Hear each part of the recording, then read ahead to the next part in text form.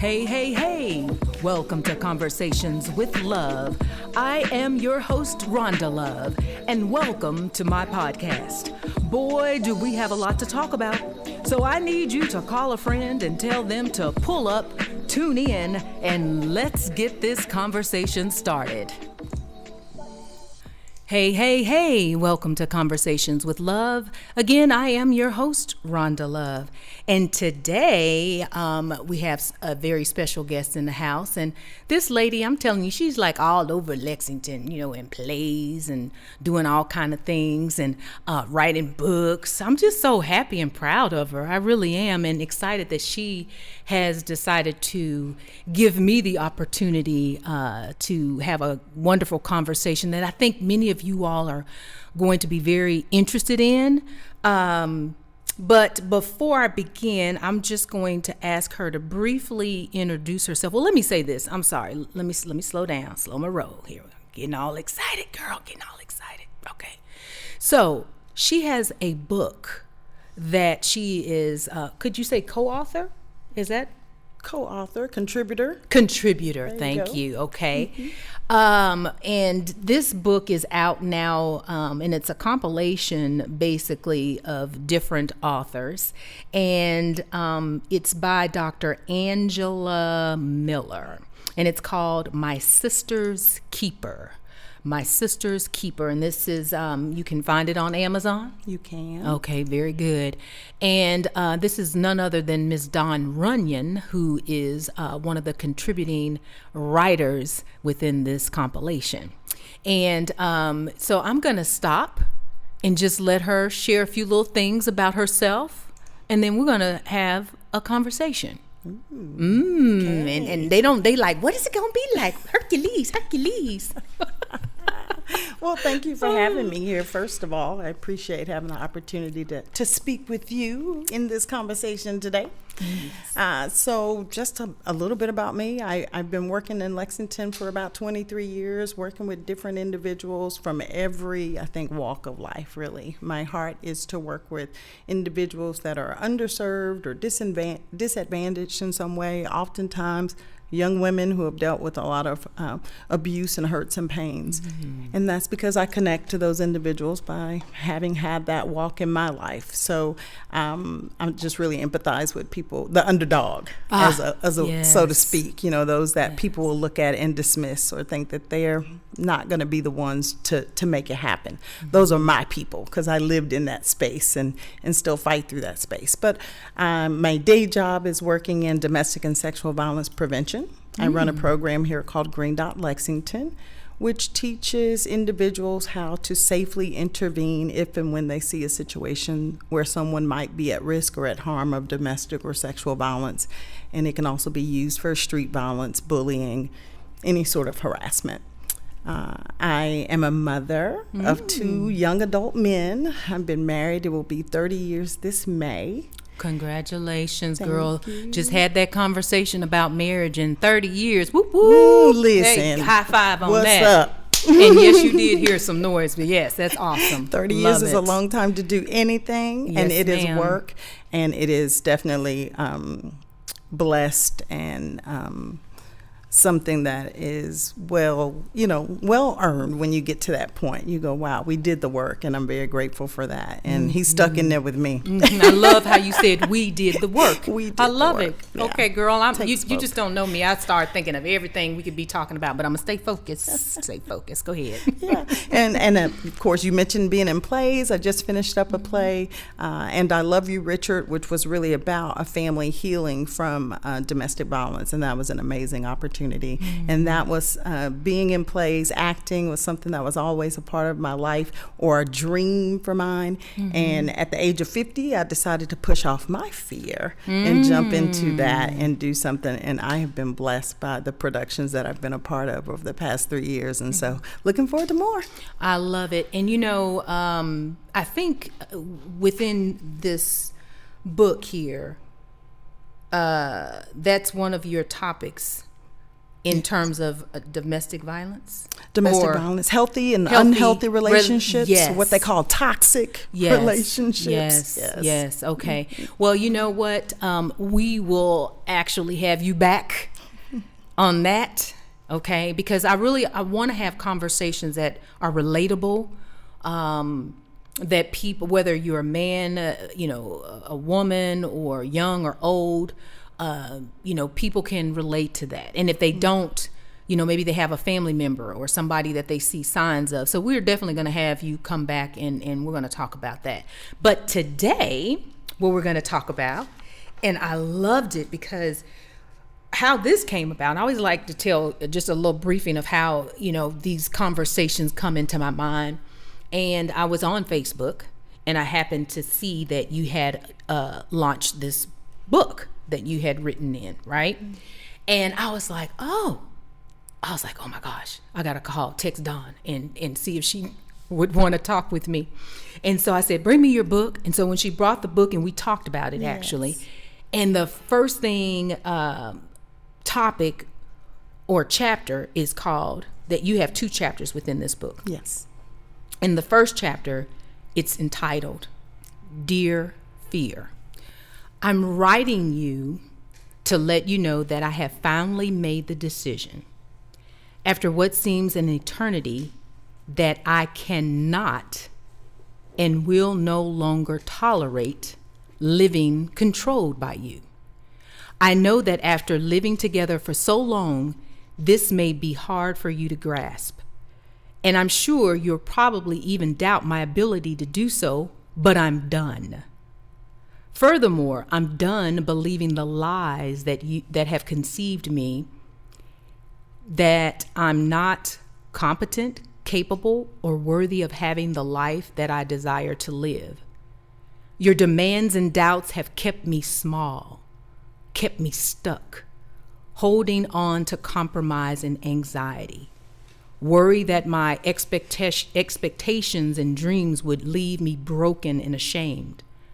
I realize now what has broken me and made me ashamed more has been looking back and seeing all the amazing things I didn't do because I listened to you.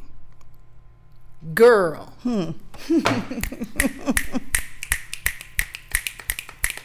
Thank the people you. in the car, y'all know y'all doing it. Ooh, when I read that, Dawn, I was like, just this part right here where you says, I've been looking back and seeing all the amazing things that I didn't do because I listened to you, Mr. Fear. Right. That part. Yeah. Girl, break it down for us, because that right there, that's that Kentucky talk. Okay. Tennessee too. Sorry, I don't mean to stereotype, but I'm just saying. Anywho. We already know. We Southern. Yes. We Southern. I'm from Alabama. Right. But that there is. Thank you. Yeah. Fear's a bully. We know that. He's been a bully in most of our lives. But really being able to look back, I don't really look back and regret. I do believe, along with everything, I'm a minister, I'm a woman of faith. I know that God has used everything for my good. However, I can look back and think about the opportunities that I do believe God had given me in past times in my life, and thankfully He's merciful enough to bring them back around a second time. But looking back and saying, wow, here was this opportunity. Why didn't I do that? Or, oh my goodness, I could have done that, but I didn't do it. Or when that happened, just thinking, why didn't I do A or B? Or what was it that made me choose differently? And to be honest, it all came down to me being fearful. Fearful of failure, fearful that I wasn't enough, fearful that I wasn't competent enough, fearful that someone else could do it better, kind of like what I'm sure your friends or the situation that you had with another one of your guests, just kind of talking about the insecurity that was going to come around that, wondering, am I enough to make this happen? Can I do it? Comparing myself to other people. That fear sits in the heart of that. And so even in writing the chapters for that book, it was an act of resistance against the fear that had kind of grabbed a hold to you. Honey was holding on tight. Right. Had been holding on tight for a long time. Right. And, I deal with it every single day.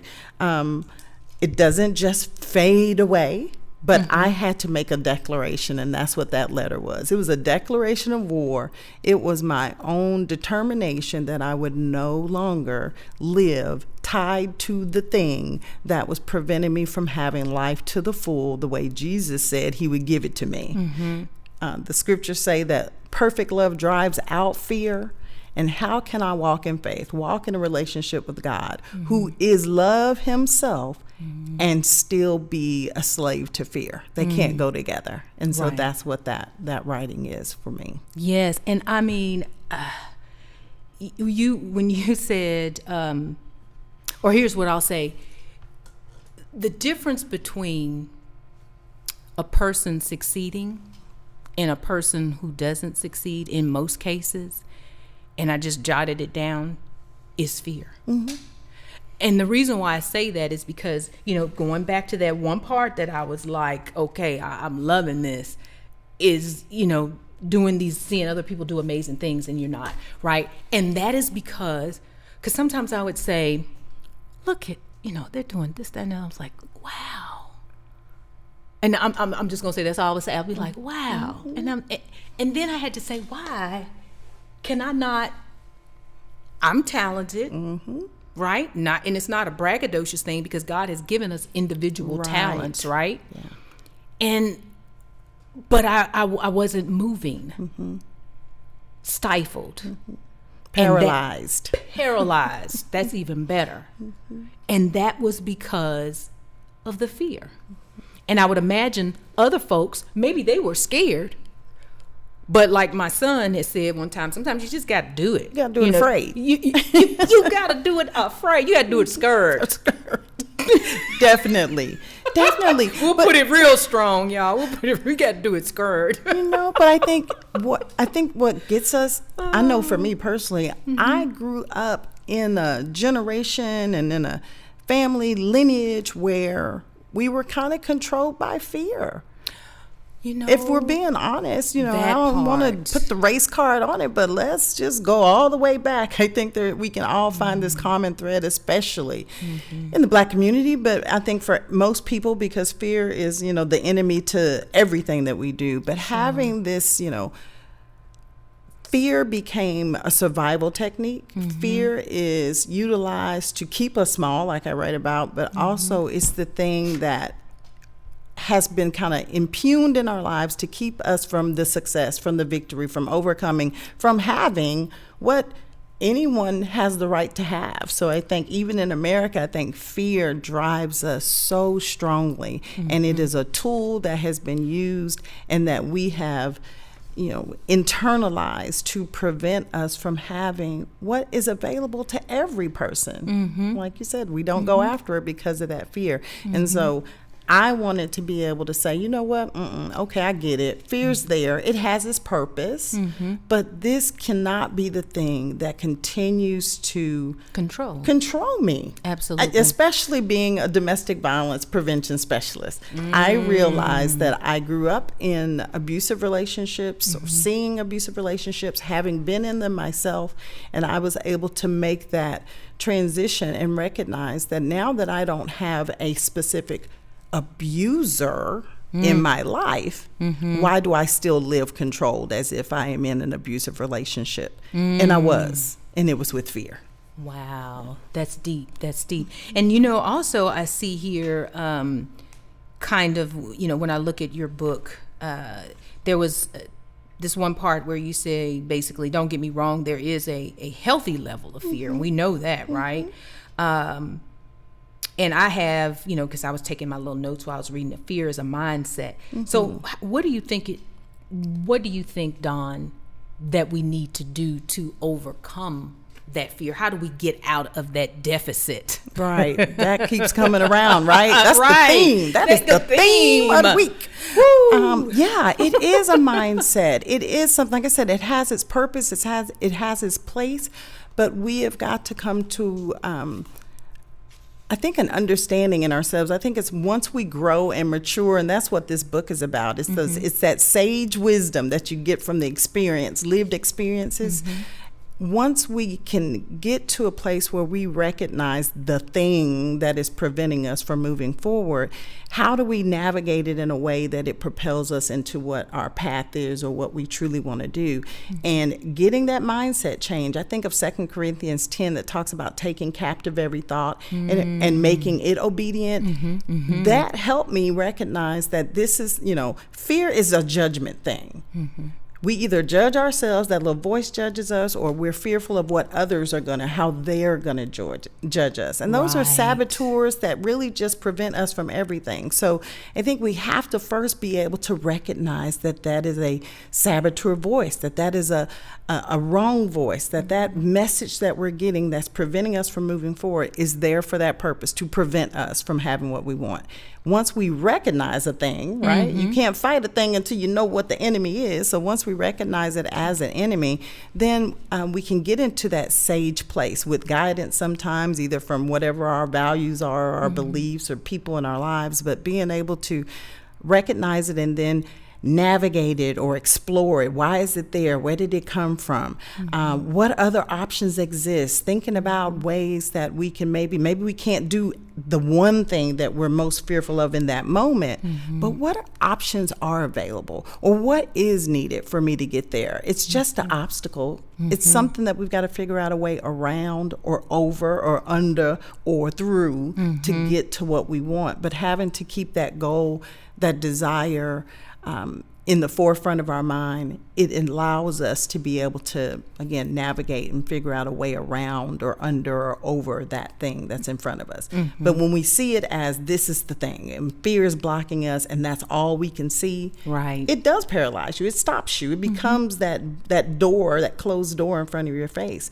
But when you realize that it is just an idea, it's just based around a judgment or a comparison that we're making, then you can kind of go, okay, that's false. That's not true. What is the truth in my life in this moment? And then you can find a path around it. And sometimes I think that truth is your own hindrance, for sure, which I know is fear, but really, it really can be your own hindrance, because I think so often, just talking with some friends, about fear or things that they want to do, and then I've shared things that I wanted to do. And actually, remember, we talked about this. Yes. And that's when I said, Dawn, I don't, or maybe I was talking to Tasha, but I think I said this to you too. But where it's like, I'm a little afraid, but hey, I don't know if this is going to be perfect. But then we were like, we just got to do it, right?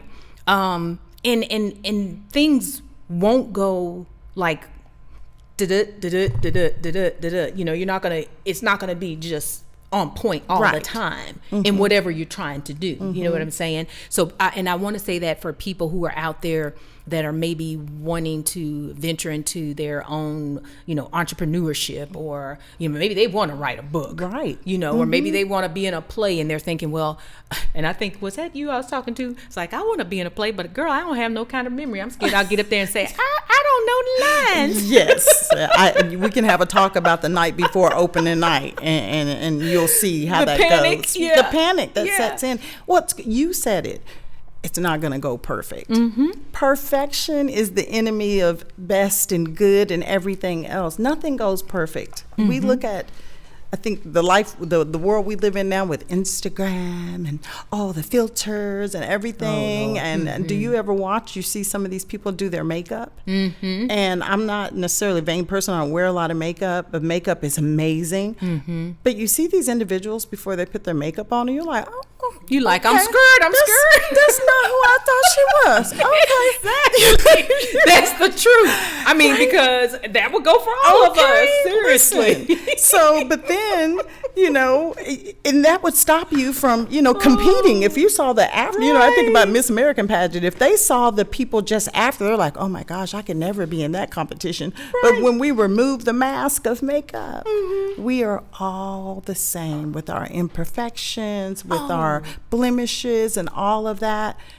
But does that that doesn't stop those ladies from entering into that pageant and the competition and achieving what that goal is. But I think fear will stop us. I say in my book, and I don't know who said it, so I don't credit the person, but I utilize it a lot. Fear is, you are only limited by your own fear and inaction. Yes, I see it right That's here. it. That's what stops us. It's not the external things usually. It's not, I mean, it can be, I don't have enough money, or maybe I don't have the education or the training, or I'm not the size I need, or I don't have the pedigree. Those things can exist. But when we look around, that's not really what stops us from getting to that next phase. What stops us is my own fear and thinking I'm not enough. I'm not good enough. And once you recognize that that is the lie that you tell yourself to prevent yourself from failing, then you can push forward. Failure is going to happen, but it's in the failure that we actually grow, get strengthened, and get better. Who are you saying? Babies learn to walk by falling down time and time again. Absolutely, absolutely. And I always think about, when you work out, I know sometimes people use workout analogies, and maybe because I'm using it because I do like to work out. And sometimes when I'm being challenged by my trainer, and I'm like, he may say, okay, I want you to try to jump on this block. And you look, and actually I do remember this one time. It's like where you have to jump on this block. And I'm looking at that and I'm like, it's really not that tall. But I'm scared because I'm thinking, my knees. Right. What's going to happen if I do? What I'm going to hurt on the way? Exactly. And the older you get, you can turn one way and, you done. Step out of bed and your knees twist. Hello. It happened the other day. That's what I'm saying, right?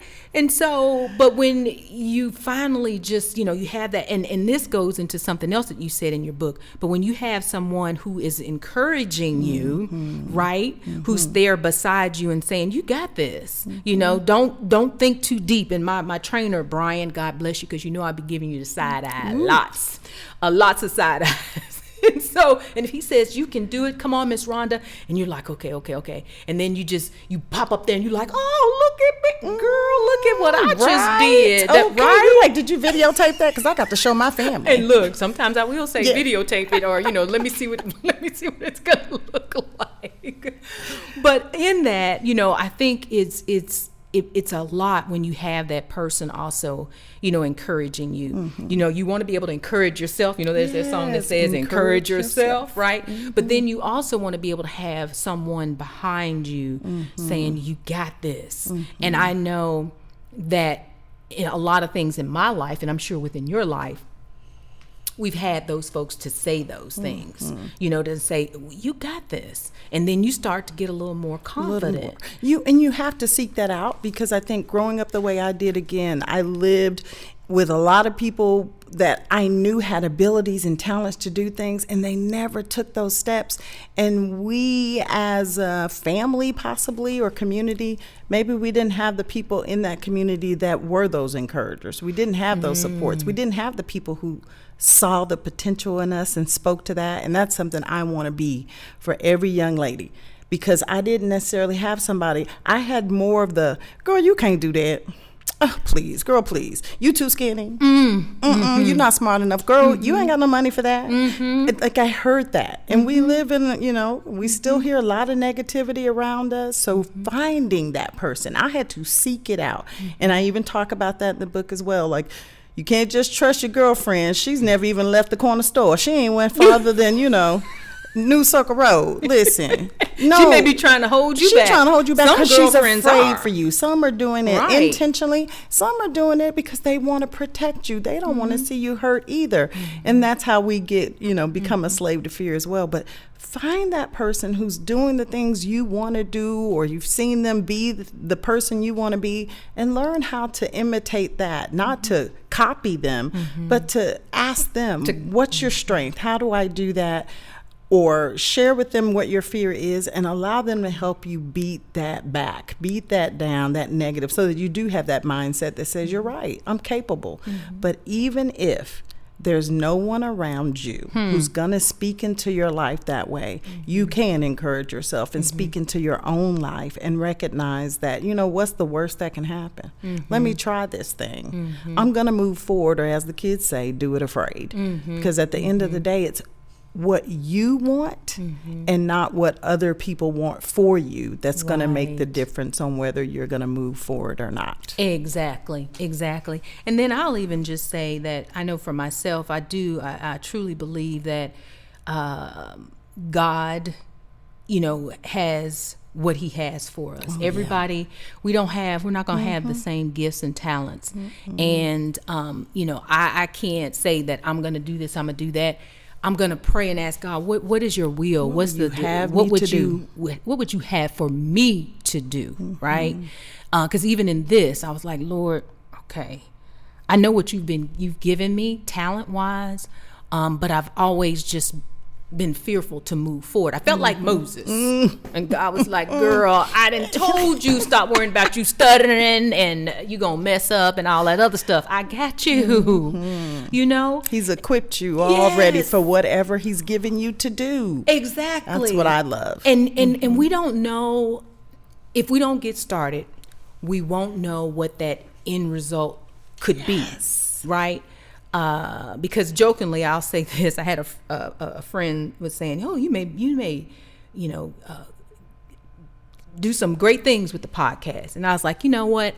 Honestly, right now, all I'm trying to do is get through, without fumbling and and get to the point where everything is like I want it to be. I got the best sound and this and blah blah blah blah blah. I said, but right now, I'm just moving. I'm just moving, and we're going to just keep on, and I'm not worrying about all of that right now because I'm having fun. Yes. And if I can bring something to a listener's ear to give them encouragement, to give them hope, something to hold on to move forward, that's a lot. Oh, that's more than anything. And sometimes it ain't about the number of people. Hello? Right? Just one. It's just... Is it you? Did I help you today?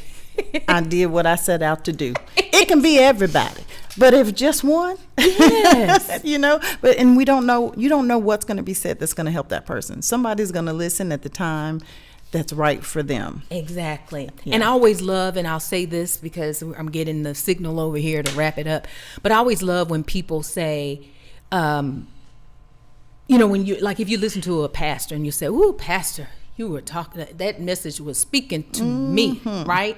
So hopefully people who are sitting out, listening, whomever's listening, that what you've shared and what we've talked about, that will resonate. And so I want to thank you for coming and just giving a little bit of your time. And really, we could talk even more and longer, but this just gives folks a little taste. Little sample. Yes. Taste. And then, I would like to have, I'm going to ask you now, I would like to have you back again to talk about, if you're willing to share your story and what you do with the domestic violence, because I think that's, again, something that a lot of people would love to hear, and some folks may be privately and secretively going through that, and we don't know. We don't know how deep those scars are. Right. And you do have that's the part of Love Is. That's the second part, and the second chapter that you have within this book. So I'm going to say I'm encouraging each and every one of my listeners to go out on Amazon and check out My Sister's Keepers, Timeless Tips, Tidbits, and Wisdom for Women. Dr. Angela Miller is the main author, but our other author is Miss Dawn Runyon. And on that note, let me leave you with my love note for today. Don't let fear knock you down, but rise and stand up. All right, you all, that's Conversations with Love. I am your host, Rhonda Love, and we're out.